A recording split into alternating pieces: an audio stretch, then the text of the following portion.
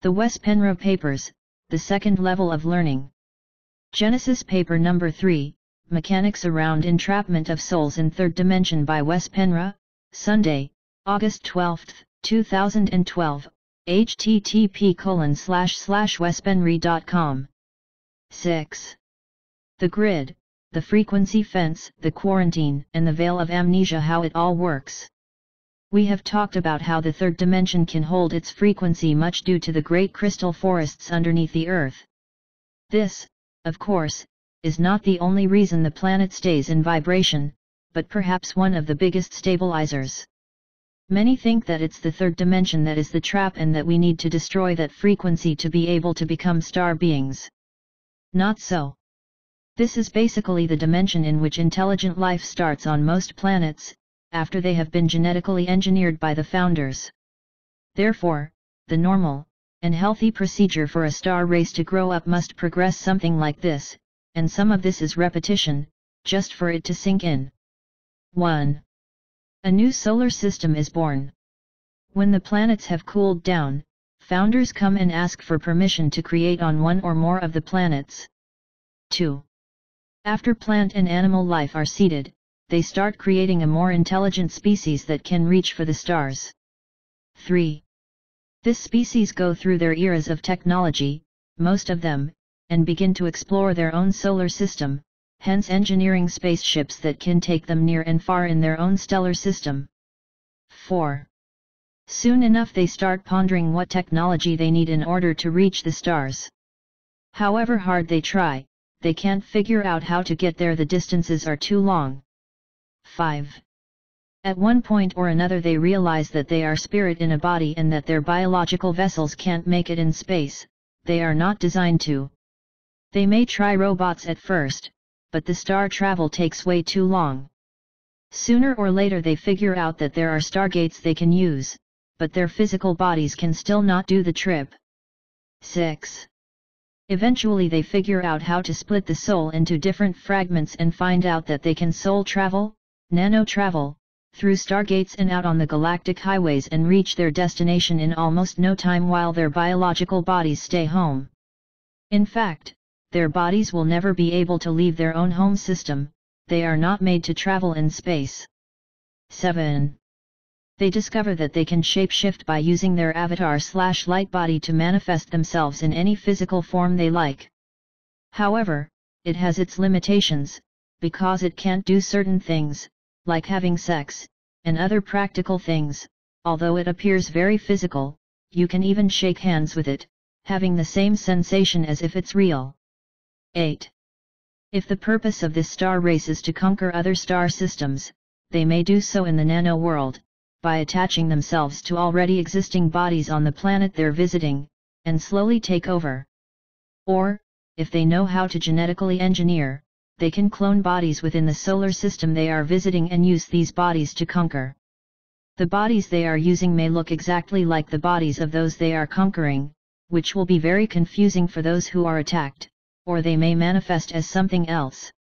They may want to create bodies that are stronger and more endurable than their original ones, or the ones of the inhabitants of the planet they're conquering.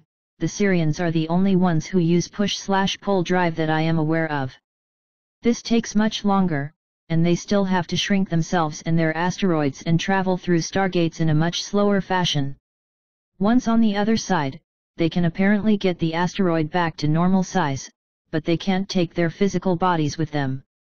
When they first came to Eridu, they came with their soul/avatar and eventually created bodies here they could use. If we take the Syrians as an example, they look like Wolven/reptilian dwarfs on their home planet, but when they travel to other star systems, they adjust to what is most appropriate to them there, and manifest as such. Each star system has their own biology. The beings may be humanoid, reptilian, Mothmen, insectoids, sauroids, greys, and you name it. But these biological bodies stay put where they are and are not used for interstellar travels. So if you want to see a real reptilian, the way they really look, you have to nano-travel to a star system which is inhabited by such a race. Otherwise, you will only see them as a manifestation of someone's avatar. Star beings can shapeshift into anything they wish. They would be as real as you and I, but it's not their real bodies. Even if they would look like that on their home planet as well, what the person saw is still just a soul manifestation, similar to what people do after body death. They separate from their body and go to the between life area, blah, where they notice they can manifest to whatever they want. However, that's done in the ether, which is another dimension, much less dense than 3D, so these bodies may appear more transparent. But ETS can do the same thing down here and make their manifestation appear as solid as our human bodies. ETS who interfere with our evolution are doing this all the time, often illegally. 9. Either by self-realization, or the star race may encounter a race who is more evolved and teach them more peaceful ways of living. Sooner or later a star race grows up and stops creating violence around them and become peaceful races. And of course, far from every star race will become conquerors, either. Still, there are star races who prefer technology before spirituality and continue killing and raping for a very long time. The Syrians are one such race. Some channeled material say such beings are of negative density and evolve as service to self, STS, love to self, contrary to those who choose to experience love as service to others, STO. 10. Once a star race reaches the stars by knowing how to nano-travel, they are interdimensional. When they also realize that they create reality with their thoughts and can decide what future they want just by focusing their thoughts, throw out all their sloppy thoughts and become visionaries, they adjust and tune into a multiverse that fits their vibrations, and peace and harmony in general can be the natural state of being on the planet, or within the Federation, if such a communion is built. 11. The star race soon learns that they should not interact with evolving star races on other 3D planets and interfere with their learning lessons. They will learn that it would be a break of the universal law of non-interference. Not until a star race is able to nano-travel and communicate telepathically can another star race contact them and ask them for permission to descend on their planet. If the stationary star races agrees, trading treaties and other agreements may be set up, and also exchange of knowledge in all different fields may be established, and they may even build a federation if they want. 12. Each star race is indexed by their creator gods to a certain planet, and their bodies are adapted to live on that particular world, breathe its atmosphere and move around comfortably. If another star race would have been able to visit a certain planet in their own bodies, the conditions would most probably be wrong for them, and they'd had to wear spacesuits all the time, or the gravitational field would be too heavy or too light. The planet may be too close or too far away from the sun, and the visitor would either burn up or freeze. On a planet where beings are not trapped, and there is no amnesia between lives, indexed bodies can still cease to function when they are material and die, but then the soul just takes a new body with memories intact. As we shall see, in theory the Syrian overlords broke the law of non-interference and the law of free will, although technically they didn't. Just like here on Earth, criminals can be very creative when comes to bypassing common laws to be able to commit their crimes.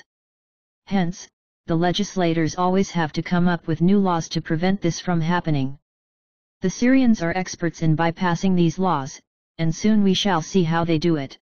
It took me a long time to research and rewire my neurological pathways before I could comprehend that most of the spaceships and UFOs people see are, when they are not weather phenomena etc., either man-made, driven by extraterrestrials who are using them while traveling within our solar system, or if they are interstellar, they are maneuvered by a star race who is traveling through the dimensions via stargates and portals, or that some actually travel in the sub-quantum world, on a subatomic level. The Earth governments were given UFO technology through TTPs, often in exchange for giving the star race permission to abduct humans to explore and enhance our DNA to fit their purposes, not ours. The upgrading of Homo sapiens has never stopped, it continues endlessly. After all, this is a genetic library, so they think they can do whatever they want. Well, they can especially now, when they have permission. In other words, technically they are doing nothing wrong. It was the governments who should never have agreed to the exchange, but greed and power took the best of them, and sadly, When comes to our Earth government, this seems to be the case. Other, more benevolent star races visited the US government as well, but were rejected. The government decided to work with those who could give them technology, not how to bring peace to Earth. The Sirians are a very technologically sophisticated race. They have been around for billions of years and know their stuff. And the Aryans are even more savvy, especially when comes to genetic engineering and manipulation of existing species. However, like the Pleiadians so often point out, just because a star race are creator gods, they are not necessarily spiritually evolved, and they emphasize this in particular when comes to the Sirians and the Mayans, who had a connection with the Maya star system in the Pleiades. They started out as a highly evolved race and even created civilizations here, which they inserted, like I talked about earlier in this paper. However, sometimes the creator gods want to explore and feel how it would be to be part of the creation they are behind and thus descend to participate in the life of the civilization. This is what made the Mayans corrupt, too many temptations, and they couldn't handle it. We humans have to be morally and ethically stronger than the Mayans, even, to be able to make it, and cast temptations aside and point our noses towards the goal of becoming sovereign. If this was a normal 3D reality, we would have reached the stars a long time ago, but this is not a normal 3D reality, something we will discuss further. 6.1 The influence from the artificial moon. I want to use the analogy of a radio station again, because it explains the mechanics around this trap. Imagine a radio where the creator gods can turn the knob and tune into any station they want. They choose to tune into the 3D station to create life on a planet. Life evolves, and one day the developing race learns how to turn the knob themselves and all of a sudden become interdimensional, because they can easily go to any radio station as soon as they learn to work the knob. They can even split themselves up and use 2, 3, 4, 10 radios and tune them all into different stations and experience different dimensions and realities.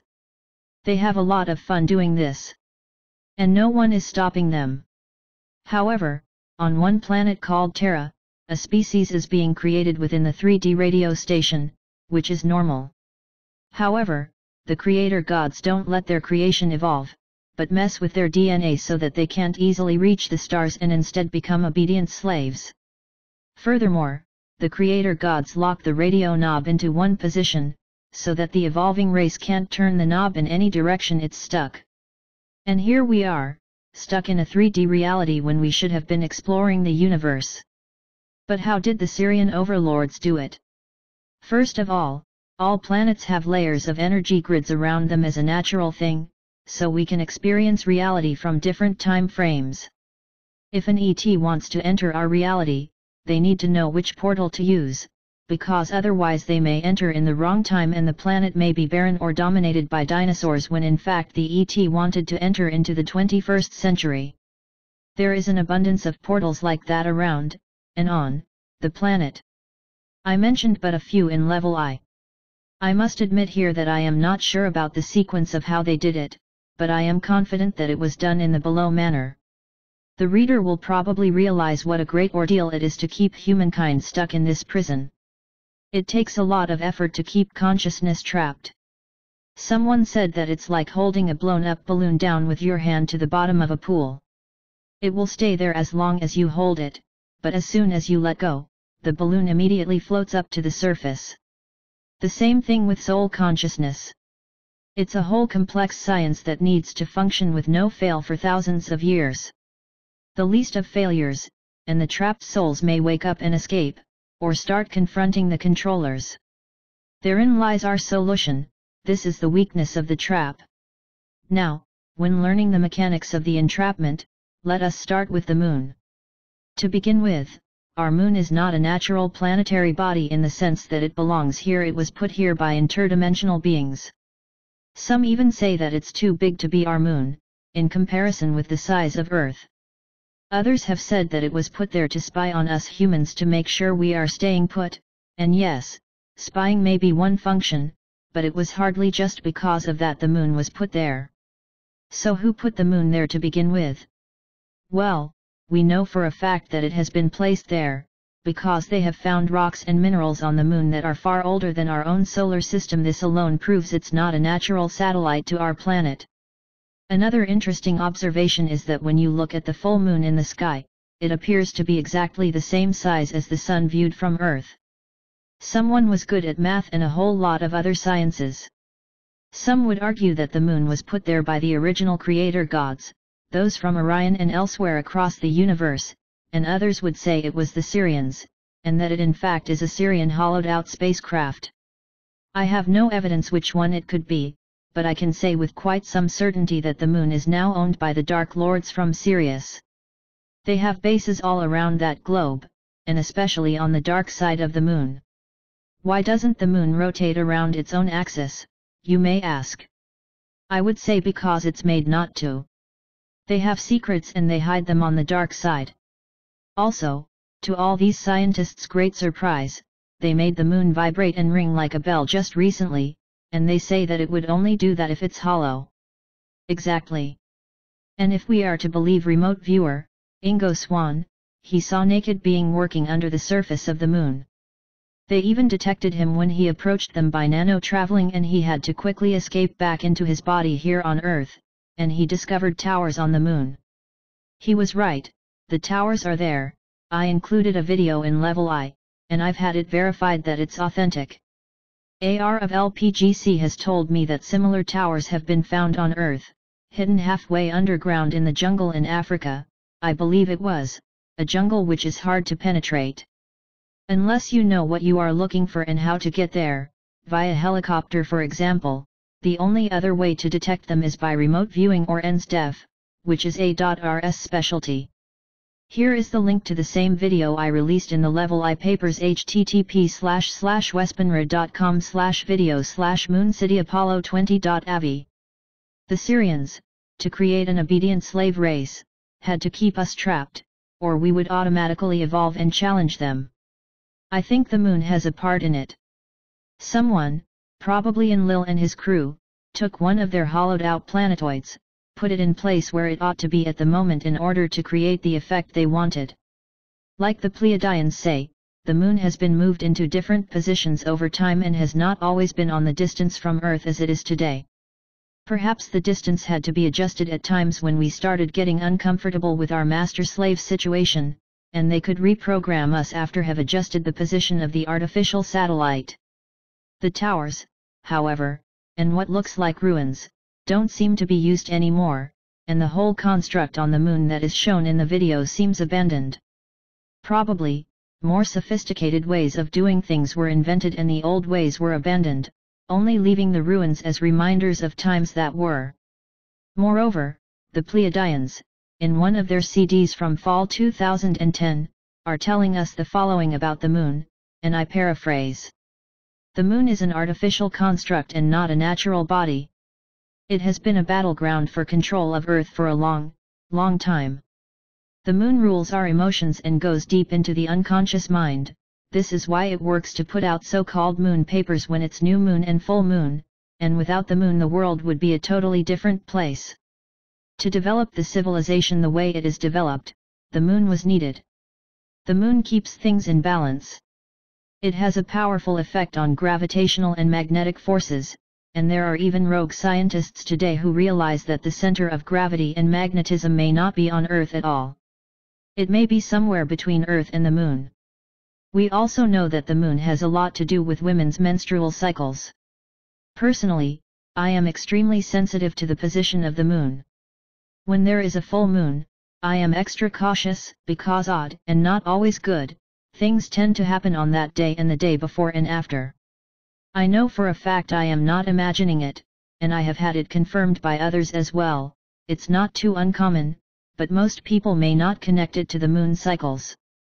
So by manipulating the distance of the moon to Earth, and probably adjusting other things related to it as well, the Syrians can control our emotions, keep us in a state of fear and uncertainty, and thus have their food source guaranteed.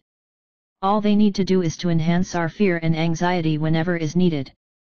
Not until we learn how to vibrate slightly higher than the 3D frequency they have us stuck in can we evolve above the fear and anxiety that is intentionally created so they can feed off it, but also keep us under control. The moon is important in this respect.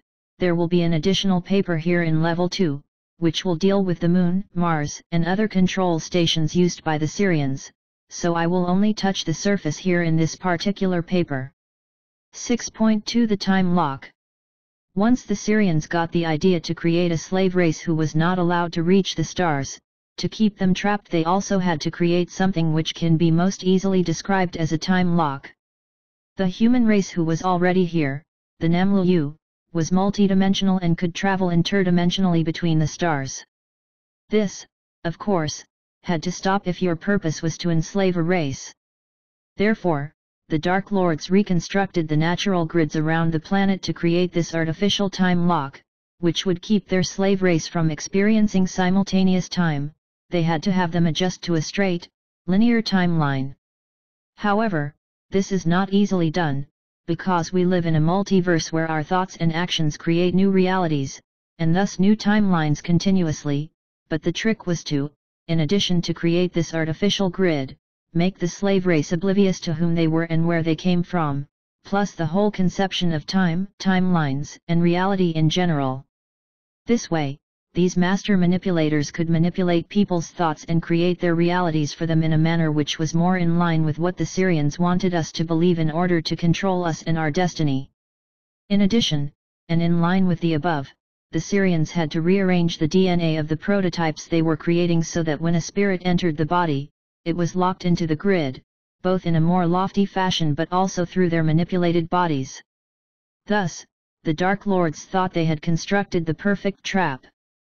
However, the grid, the artificial grid, here spelled with a capital G, was not at all perfect. It was meant to also block certain frequencies of light and prevent it from reaching the surface of the planet. Light carries information. This was done in order to keep humankind uninformed. But the grid was like a Swiss cheese, and pillars of light could penetrate, coming in from the sun and the cosmos in general, and now from the galactic center, as we are aligning. 12. This didn't bother the Syrians too much, because even when the light was able to penetrate, the DNA was rearranged in such a way that the information went right through the human bodies without being absorbed, because there was no one there who knew how to receive it. But there was something else with the imperfect grid that the Syrian overlords were very concerned about. The grid could be used as an escape route after the person died. The Dark Lords did not want that to happen. They had invested a lot in this control system, so they wanted the same souls to incarnate over and over, just to be recycled into a new slave body here on Earth. Therefore, they invested a lot of time in figuring out how to prevent souls from escaping after death. The solution to the problem was a tunnel of light. When a human soul left her dead body, she was normally confused, because she had been kept ignorant and didn't know what to do and where to go. So, some souls stayed discarnate, hovering over Earth, while others attached themselves to another human body, unquiet dead. See Metaphysics paper number 3, and some escaped through the pillars of light, the holes in the Swiss cheese. None of this was what the Syrians wanted. So they created this tunnel of light, which was often connected with a warm, fuzzy feeling, and false images of dead relatives leading them towards the tunnel. More often than not there were also spirit guides there to greet them and meet them after they separated from their bodies, and sometimes it could also be a religious experience, with a Jesus figure waiting on the other end, or some other religious deity before Jesus' time. The whole purpose was to direct the deceased away from the holes in the grid and manipulate them into the trap. Once the spirit had agreed to enter the tunnel, they were sucked in with an enormous speed, almost like a cosmic vacuum cleaner, and entered the between-life area, where they met with their dead relatives and friends, or fragments of their souls, left in the afterlife to keep the new, ignorant spirit busy. The blah was in fact just a relay station where the spirit was waiting for her next turn to be recycled. Here in the afterlife, the spirit could relax with friends for a while and experience some extraordinary things she could do with her avatar/light body. One of these things was she could manifest a whole reality for herself. She could create a house out of the blue, a horse to ride on, almost whatever she wished to do. After a while, however, it was time to be recycled again. The Syrians and their helpers, residing in this dimension, and whose job it was to manage these in-between spirits, had to block the memories of their victims before they were shot back into a body. So the souls who were about to be recycled received some heavy-duty implants before they were ready for their next lives. They were put in a chair and were spun around, while bombarded with images in a rapid speed, telling them to obey their masters, and to forget about previous lives. Some of these implant stations were located on Mars, others in the Pyrenees 1314.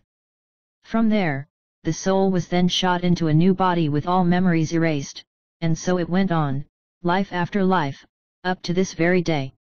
Very little has changed. The only thing that apparently has changed over time is that some souls who have been heavily implanted over time, appear not to need the amnesia treatment anymore, and will automatically take a new body when one becomes available. They don't even have to go through the tunnel of light at all. So, one way to escape would be to disappear out through one of the holes in the grid, explore the universe from a soul level. You automatically become multi-D and inter-D once you have penetrated the grid and escaped, and join a civilization, or the beings on a planet you feel you would be happy residing on. This, of course, is a secret no one will tell you about, not even the best of the channeled entities, because they all want us to stay here and work it out from our Earth perspective. Those channeled entities, including the Pleiadians, have much invested in us and the living library, and want us to defeat the Syrian overlords from our 3D perspective by upgrading our DNA, raising our consciousness, and build a new Earth. Why do they want this? Because if we do, it will also change their future, which is where they come from, and hopefully stop their own tyranny under which they live. This pertain in particular to the Pleiadians, who could trace back the tyranny they lived under to decisions we made during the nanosecond, between 1987 to 2012, which has affected their own timeline negatively. Therefore, they tell us, they are here to help us make more ethical and pro-survival decisions and thus change our own future timeline, which will affect theirs. So, in other words, they are here to work out their own karma, which has to do with their own interference with humans and the Earth in their past, which would be our present and our past. For this to work, it requires that we stay here in our 3D bodies, raise our consciousness, and become multidimensional without technology, or with minimal technology, and that we claim our sovereignty as human beings. If this succeeds, the Syrians would have to leave, or play out their own karma in another version of Earth, where those who refuse to wake up will potentially spend the rest of their future together with their slave masters. They can of course anytime change their course, but it will be harder and harder the longer people wait. The nanosecond was a time window when the galactic center has been bombarding us with information carried on gamma rays and other frequencies of the higher electromagnetic spectrum, and we have had a chance in a million to upgrade ourselves. Still, be aware that there is a choice. We do have opportunities to leave this planet and go somewhere else, particularly when we experience body death, but we also have the option to stay here with our fellow humans and ride things out, remain system busters and help raising the energies and regain the rights to this planet's. These are the same rights we, in conjunction with the original founders, once had, and as a result flesh the Syrians out, or have them integrate with our higher vibrations and forgive. If everybody who knows how to do it chooses to escape, the rest of humanity, who has been more heavily implanted and are not yet able to see the new dawn, will be doomed. No one will judge us if we escape, but it takes more courage, love, and caring to stay and ride it out, especially as I believe we can do it. More about that later. And remember, once we've raised our consciousness we don't need to go through the tunnel towards the light anymore. We can come back with memories intact, no amnesia implants, and continue our work, and mind you, we can, if things get ugly, escape at any time. But again, those who want to leave are absolutely free to do so. We don't have a contract to stay here. When the god spell is broken, it's by choice. There is no need to go into the tunnel of light. When you've read this, you are at that point. The key to freedom is disobedience towards those who keep us in chains. Remember, they need to have our permission to enslave us, whether it's a conscious decision or not. Of course, we have to be smart about it and not just go and sit in the forest and think we're disobeying the Syrians. It's a process, and can only be done if we choose to stay for some lifetimes yet. There are more things to be aware of as well, but we shall go into that later, in an upcoming paper. Also, when I say we must forgive those who suppress us, it must stir up some controversy. Why forgive those who have murdered and slaughtered? Well, we must forgive those who decide to repent, because this also means we forgive ourselves. We are all in this together, and to leave a long era of tumult and chaos while still holding grudges against somebody is not going to make us happy. By this I don't mean we should turn a blind eye to what they are doing in present time, quite the opposite. We help where our help is asked for and needed, but spend most of our time developing ourselves to be able to inspire and lift others up so we can reach for the stars together. Everybody has their own local universe inside of them, and we all create our own reality in conjunction with others who work in our realm of frequency. The Syrians who decide to proceed with these inhumane processes also create their own living hell and in the long run will eradicate themselves, something we will go into mechanics about as well in a later paper. Each being needs to work out their own inner conflicts, that's just how it works, and needs to be understood by the evolving human. Don't interfere too much with others' unhandled conflicts and grudge games, it will lead you nowhere beside towards eradication of self literally. Forgive where you can and move on. In the meantime, help those who need a push in the right direction, but don't interfere with their learning lessons. Like a certain native Indian said, a true warrior knows when to walk away. The Pleiadians lecture the following. Because of the time locks that were put upon the portals here, and because the corridors of time are owned, those out in the cosmos are not able to find Earth. Its light of existence was erased. A different electromagnetic spectrum, a harmless one that does not register the kind of consciousness Earth has, was put here so that Earth could not be found. Earth was covered up, quarantined. If only one road exists in and out, and it is locked, then commerce is forbidden from entering time corridor, and it is cut off completely from all other influences. The bottom line here is that the Syrian overlords owned the corridors of time from the moment they locked us into 3D. Earth became invisible for visitors in general, they simply couldn't find her, she was hidden in a frequency band not commonly used, and if someone was looking in that range, Earth was still cloaked and extremely hard to find unless you knew how. They own the portals that come to the planet, and leave it. We are sitting in the middle of Peshmetan, one of the main galactic highways, and we're blocking it. And what is more, they use our energies to tighten and strengthen the grid. How? Due to that we vibrate on a locked-in frequency, and the more chaos and tumult, the tighter the grid, the less chance there is to penetrate it. Still, there are those pillars of light, which means the cloaking was never perfect, and never will be. The grid will never be repaired and made perfect. The Dark Lords couldn't do it in the past and they certainly can't do it now, because it's too late. 7 billion people are vibrating in unison towards a higher consciousness, you can almost hear the musical pitch change upwards, like when you tune a guitar to a higher note. As a musician, in my mind I can hear it literally. Going backwards in time again for a moment, things changed drastically in the whole universe back in 1945 when we opened up the gateways to the universe and made our presence known in the most destructive way. We had learned how to split the atom and used that knowledge to nuke Hiroshima and Nagasaki, watching the mushroom clouds reach the sky. Some watched it with excitement, thinking it was a wonderful revenge for the attack on Pearl Harbor. America is great. In an instant, we told the universe where we are. That's when star beings from all over the universe rushed over here across the dimensions. Most of them were extremely concerned, because here was a civilization who could split the atom but used it destructively on their own planet, their own home. And the effects of those explosions, plus all of those that came after, rippled out across the dimensions in a most destructive way. We told the universe, hey, we're here, but no one was impressed. Most were happy that we were kept in quarantine and voted for that we should remain isolated, that way no one wanted to give us a ticket to the stars. 6.3 Civilizations inserted through time portals.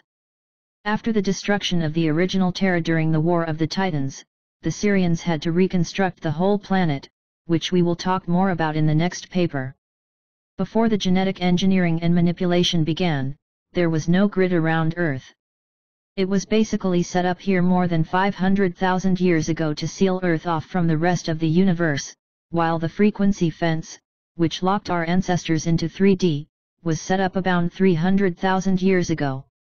The Sirians' own founders, the ones who worked with them, such as the Aryan called Enki, and the Sirian female known as Ninhursag, Ninki, or just Nin, recreated much of the fauna and flora from seeds they had stored since earlier, but they were not the ones who recreated the living library. About 500,000 years ago, when our planet was really coming to life again, whole civilizations were inserted on Earth via time portals, by first penetrating the grid through the pillars of light. This was not an easy task due to the artificial grid, but it was done, nonetheless. These events are quite extensively explained in Barbara Marciniak's channeled book, Earth Pleiadian Keys to the Living Library. The Pleiadians tell us that the planet at this time was owned by the Sirians, although they call them Lizzies in the book, after a devastating space war, the Titan Wars, which the Lizzies won.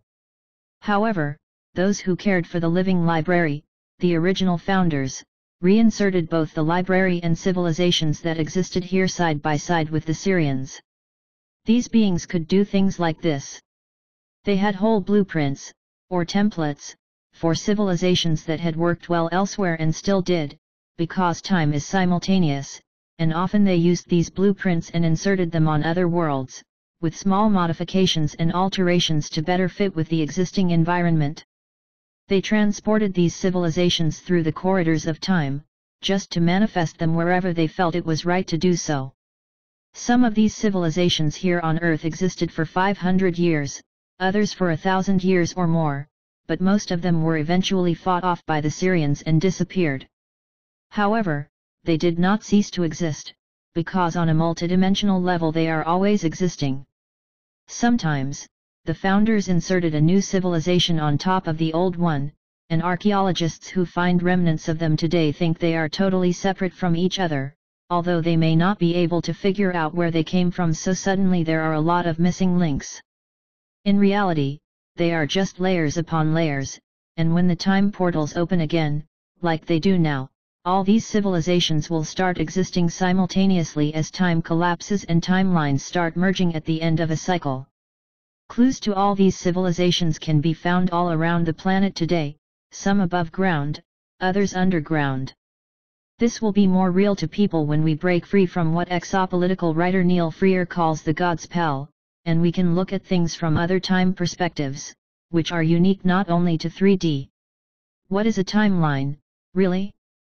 For a timeline to exist, it must have something like a primary event that it can be anchored to. The Pleiadians, in the same book, say that the primary event that hooked us to this timeline was the consciousness of man. It is very interesting to see how much extraterrestrial influences there have been on this planet throughout her history, and it has all been hidden in plain sight to the whole population. Everyday people are coexisting amongst clues and artifacts which we take for granted as a part of our environment, when indeed these clues have incredible ancient stories to tell. Instead of exploring the real history of mankind and the ramifications of the alien influences, we have been designed and distracted in such a way that we'd rather look into things that do not matter and which will eventually dig our own graves.